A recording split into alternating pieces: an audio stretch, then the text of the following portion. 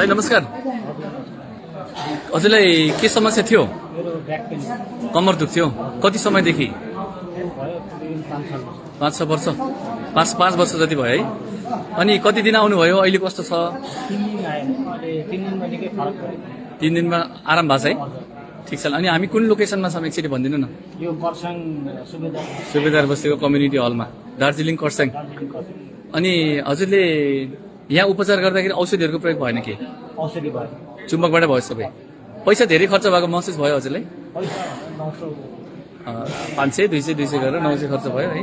अब आजबाट हजुरको छुट्टी भयो, घरमा गएर केही दिन लाउनुपर्छ, सिकाएर पठाउँछौँ हामीले। नबिगारिदिनुहोस्, कन्फ्युजन हो भने हामीले सोध्न पाउनुहुन्छ है मजाले, हामी पुरा हेल्प गरिदिन्छौँ।